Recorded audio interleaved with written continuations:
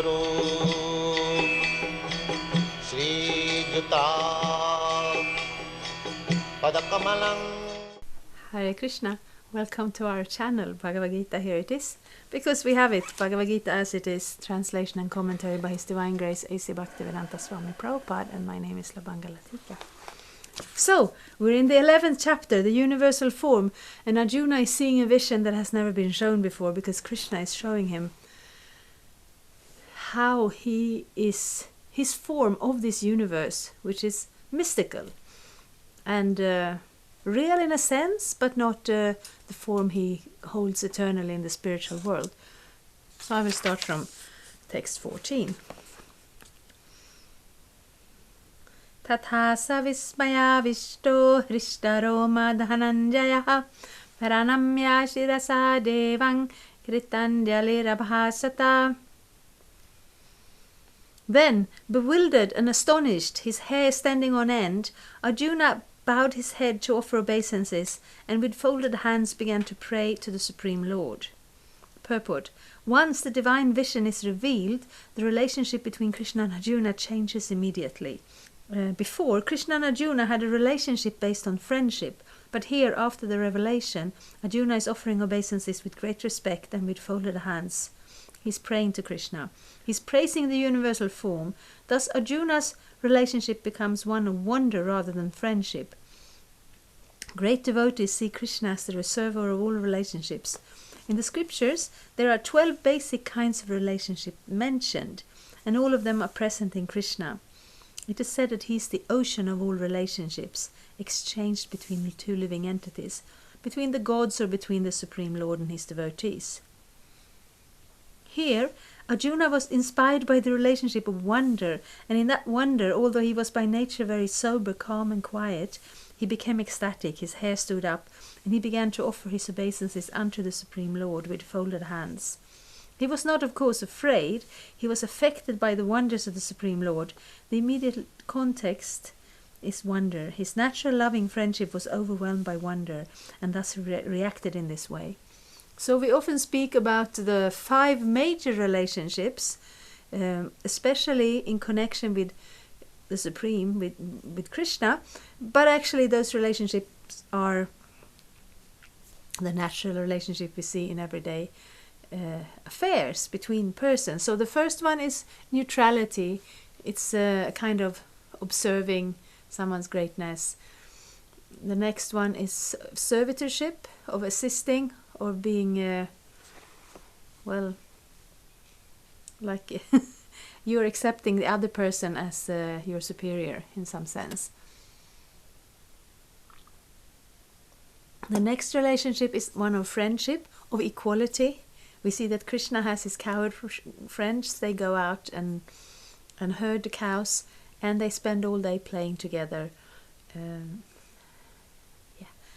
Is it a game the children plays, and I can't remember the English word for it, but one person stands like this and the other one jumps over him, and that's how they play. And that's not normally how you think about connecting to God, relating to God. That's more this awe and reverence and worship.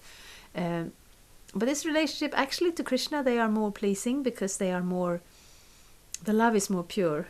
It is not mixed with this awe and reverence that does create a certain distance. The next relationship is parental love.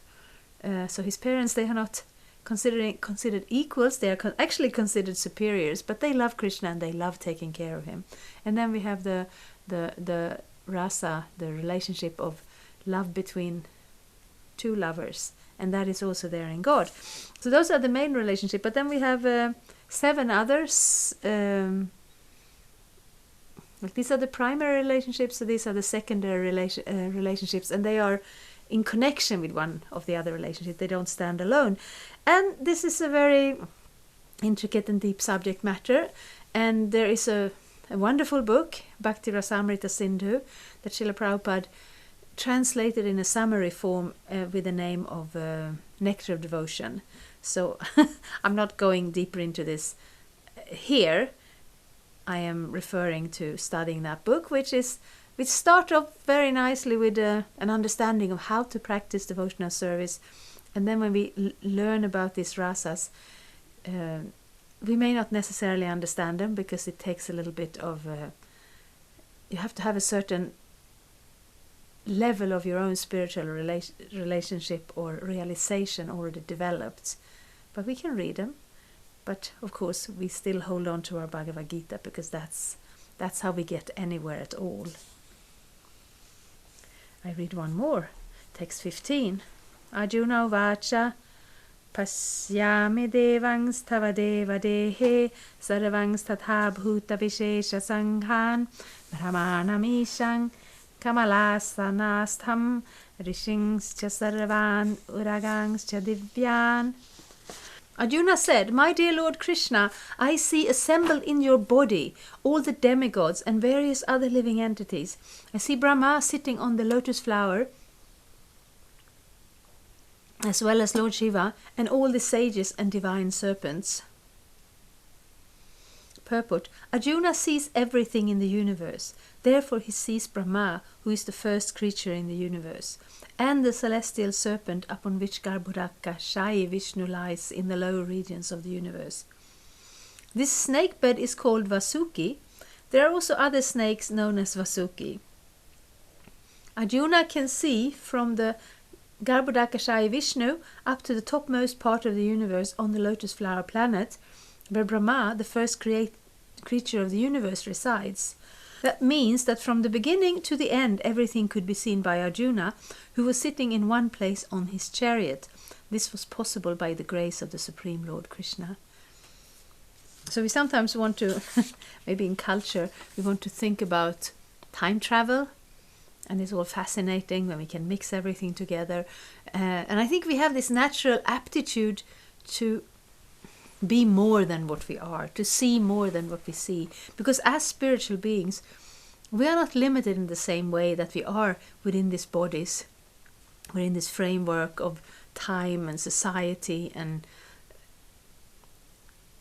all the limitations that are put upon us within this body. But we can also not just whimsically throw it all off and pretend to be something we are not. We cannot meditate that I'm moving the sun and the moon. We are not moving the sun and the moon. But Krishna has that position, and Krishna is also able by his potency to expand our understanding, our vision. So here Arjuna is sitting on his chariot on a battlefield, and he's seeing everything in the universe and all the times of the universe, and it's quite amazing. And I think I will read also text 16. Aneka bahudara vaktranetrang pasyami tvang sarvato nantarupam nantang cha madhyang cha punasthavading pasyami visheshvara vishvarupa. O Lord of the universe, O universal form, I see in your body many, many arms, bellies, mouths and eyes, expanded everywhere without limit. I see in you no end, no middle and no beginning. Purport: Krishna is the Supreme Personality of Godhead and is unlimited. Thus, through him, everything could be seen. So this ideas, it kind of makes your head spin. It's like when you're standing on a very high height and you're looking down and it's, wow. So here, we are not seeing what Arjuna is seeing, but just hearing it is actually a little bit overwhelming. I read the next text as well. Text 17. Kiritinang gadinam chakrinang cha tejorasing sarvato diptimantam pasyami tvang durnikrikshyam samantad diptanalarkadyutim aprameyam. Your form is difficult to see because of its glaring effulgence spreading out on all sides like blazing fire or the immeasurable radiance of the sun. Yet I see this glowing form everywhere, adorned with various crowns, clubs and discs. Text 18. Tvam aksharang paramang veditavyang tvam asya vishvasya parang nidhanam tvam avyaya sashvata dharma gopta sanatanastvang purusho matome. You are the supreme primal objective. You are the ultimate resting place of this universe, all this universe. You are inexhaustible and you are the oldest. You are the maintainer of the eternal religion, the personality of Godhead. This is my opinion. Yes. When I'm speaking Bhagavad-gita, I know Bhagavad-gita is a very deep book, and you can go very deeply into it. But I'm sometimes feeling that my level is that when a modern rational person meets Bhagavad-gita, that's how I want to show it, speak of it. And this seems very far from that modern rational perspective. At the same time, modern rational people sometimes have mystical experiences. And this is not a fault of the mystical experience, but it may be a little bit of a fault of our culture, that it doesn't prepare us for the mystical side of reality. Because just the fact that we can go to sleep at night, dream about something extraordinary, and wake up and remember who we are and continue with our life, it's a little bit mystical. But because we meet it every day and because we don't have an explanation, we just kind of shrug and get on with it. But enough lives, enough encounters with the unknown, with eternality, that desire wakes up again to get a better perspective of things. So Arjuna has an amazing perspective. He's seeing everything in a way that we wouldn't think is possible because we are limited by these senses. Another living entity has different senses.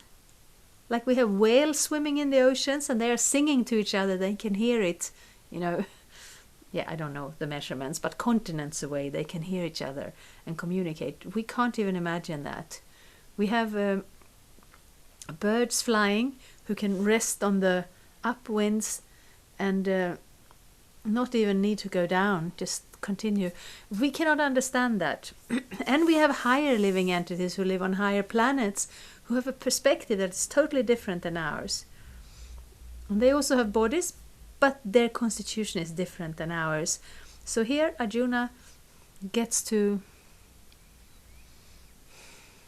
how to say, Krishna is opening his vision so it goes outside of his limitation in order to get an idea of everything.